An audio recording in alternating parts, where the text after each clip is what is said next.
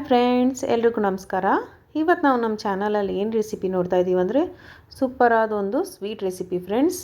ಸಿಹಿ ಕುಂಬಳಕಾಯಿ ಹಲ್ವಾ ಮಾಡ್ತಾಯಿದ್ದೀನಿ. ಇದಕ್ಕೆ ಮೊದಲಿಗೆ ನಾನಿಲ್ಲಿ ಒಂದು ಅರ್ಧ kg ಆಗೋಷ್ಟು ಸಿಹಿ ಕುಂಬಳಕಾಯಿ ತೆಗೆದಿಟ್ಕೊಂಡಿದ್ದೀನಿ. 1 ಕಪ್ಪು ಅಂದರೆ 100 ಗ್ರಾಮ್ ಅಷ್ಟು ಸಕ್ಕರೆ, 100 ml ಅಷ್ಟು ಹಾಲು, 2 ಟೇಬಲ್ ಸ್ಪೂನ್ ಅಷ್ಟು ತುಪ್ಪ, 4 ಏಲಕ್ಕಿ, 10 ಗೋಡಂಬಿ, 10 ಬಾದಾಮಿ.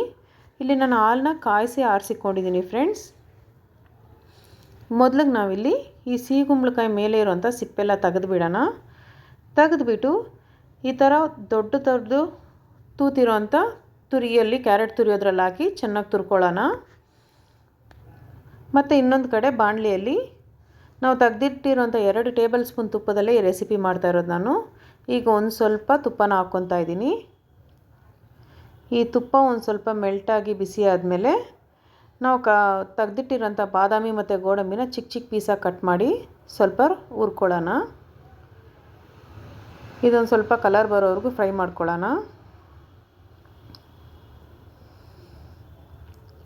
ಇದು ಚೆನ್ನಾಗಿ ಕಲರ್ ಬಂದರೆ ಟೇಸ್ಟು ಚೆನ್ನಾಗಿರುತ್ತೆ ಫ್ರೆಂಡ್ಸ್ ತಿನ್ನಬೇಕಾದ್ರೆ. ಒಂದು ಸ್ವಲ್ಪ ಮೀಡಿಯಮ್ ಫ್ಲೇಮಲ್ಲೇ ಇಕ್ಕಿ ಚೆನ್ನಾಗಿ ಹುರ್ಕೊಳ್ಳಿ. ನೀವಿನ್ನು ನಿಮ್ಗೆ ಏನಾದರೂ ನಟ್ಸ್ ಇಷ್ಟ ಆಗುತ್ತಂದ್ರೂ ಹಾಕ್ಕೊಳ್ಳಿ, ಪರವಾಗಿಲ್ಲ, ಚೆನ್ನಾಗೇ ಇರುತ್ತೆ. ನೋಡಿ, ಈ ರೀತಿ ಒಳ್ಳೆ ಕಲರ್ ಬಂದಮೇಲೆ ಇದನ್ನು ತೆಗೆದು ಸೈಡ್ಗೆ ಇಟ್ಬಿಡೋಣ. ಈಗ ಮತ್ತೆ ಅದೇ ಬಾಣಲಿಗೆನೇ ಇನ್ನೊಂದು ಸ್ವಲ್ಪ ತುಪ್ಪ ಹಾಕ್ಕೊಳ್ಳೋಣ. ತುಪ್ಪ ಹಾಕ್ಕೊಂಡು ತುಪ್ಪ ಒಂದು ಸ್ವಲ್ಪ ಕರಗಿದ ಮೇಲೆ ನಾವು ತುರಿದಿಕ್ಕಿರೋ ಅಂಥ ಸಿಹಿ ಕುಂಬಳಕಾಯಿ ಎಲ್ಲ ಹಾಕಿ ಚೆನ್ನಾಗಿ ಫ್ರೈ ಮಾಡ್ಕೊಳ್ಳೋಣ ಫ್ರೆಂಡ್ಸ್. ಚೆನ್ನಾಗಿ ಕೈ ಬಿಡದರೆ ಫ್ರೈ ಮಾಡ್ಕೊತಾ ಇರಿ.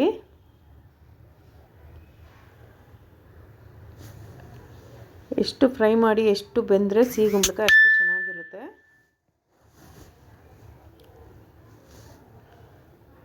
ಈ ರೆಸಿಪಿ ನಿಮಗೆ ಒಂದು 15ರಿಂದ 20 ನಿಮಿಷದಲ್ಲಿ ಆಗೋಗುತ್ತೆ ಫ್ರೆಂಡ್ಸ್. ತುಂಬ ಚೆನ್ನಾಗಿರುತ್ತೆ ತಿನ್ನೋದಕ್ಕೂ.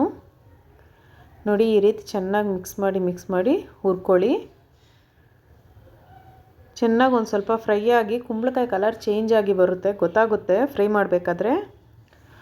ಆಗ ಇನ್ನೊಂದು ಸ್ವಲ್ಪ ತುಪ್ಪ ಹಾಕ್ಕೊಳ್ಳಿ.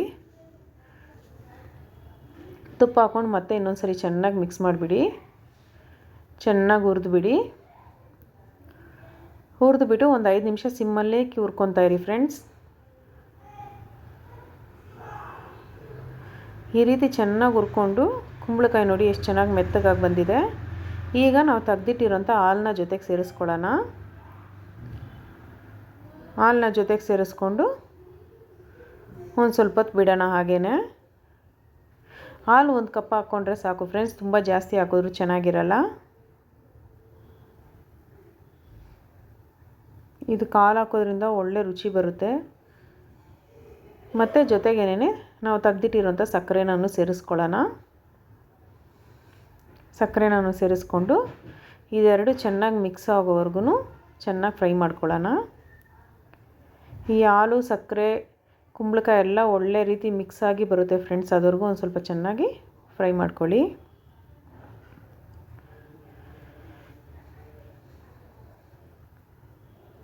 ಈ ರೀತಿ ಚೆನ್ನಾಗಿ ಮಿಕ್ಸ್ ಮಾಡ್ತಾ ಇರಿ. ಆವಾಗವಾಗ ಕಲರು ಚೇಂಜ್ ಆಗಿ ಬರುತ್ತೆ. ನಾವು ಹಾಕಿರೋಂಥ ಹಾಲೆಲ್ಲ ಹಿಂಗಿ ಒಳ್ಳೆ ಫ್ಲೇವರ್ ಬರುತ್ತೆ ಫ್ರೆಂಡ್ಸ್. ಅದವರೆಗೂ ಚೆನ್ನಾಗಿ ಹುರ್ಕೊಳ್ಳಿ.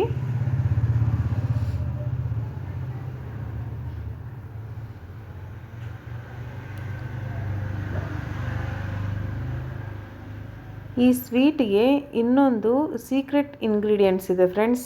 ಅದೇನೆಂದರೆ ಹೇಳ್ತೀನಿ ನೋಡಿ. ಇದು ಇನ್ನೊಂದು ಸ್ವಲ್ಪ ಚೆನ್ನಾಗಿ ಬೆಂದು ಬರಲಿ.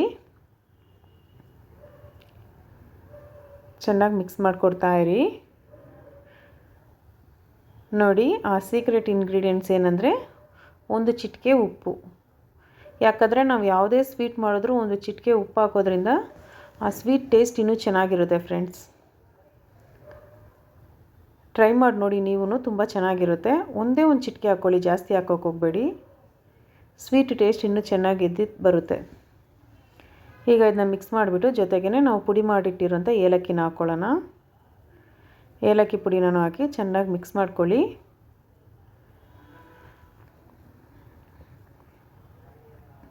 ನೋಡಿ, ನಿಮಗೆ ಗೊತ್ತಾಗ್ತಾ ಇದೆಯಾ ಕುಂಬಳಕಾಯಿ ನೋಡಿ ಎಷ್ಟು ಚೆನ್ನಾಗಿ ಬೆಂದು ಬಂದಿದೆ. ಅಂಟ್ತಾ ಇಲ್ಲ, ಅದು ಬಾಣಲಿಗೆ ಚೆನ್ನಾಗಿ ಬಂದಿದೆ. ಈಗ ಇದ್ರ ಜೊತೆಗೇ ನಾವು ಹುರಿದಿಟ್ಟಿರೋ ಅಂಥ ಗೋಡಂಬಿ ಮತ್ತು ಬಾದಾಮಿನ ಹಾಕ್ಕೊಳ್ಳೋಣ. ಇದೆರಡು ನಾನು ಹಾಕ್ಕೊಂಡು ಚೆನ್ನಾಗಿ ಮಿಕ್ಸ್ ಮಾಡ್ಕೊಳ್ಳೋಣ ಫ್ರೆಂಡ್ಸ್.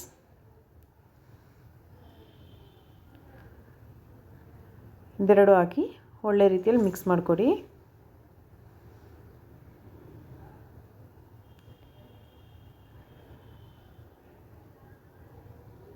ನೋಡಿ ಎಷ್ಟು ಕಲರ್ಫುಲ್ಲಾಗಿ ಕಾಣಿಸ್ತಾ ಇದೆ ಅಲ್ವಾ?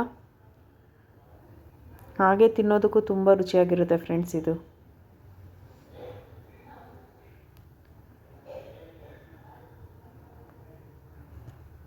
ನೋಡಿ ಅಷ್ಟೇ, ಈಗ ಚೆನ್ನಾಗಿ ಮಿಕ್ಸ್ ಮಾಡಿಬಿಟ್ಟು ಈಗ ನಾವು ಸ್ಟವ್ ಆಫ್ ಮಾಡಿಬಿಡೋಣ.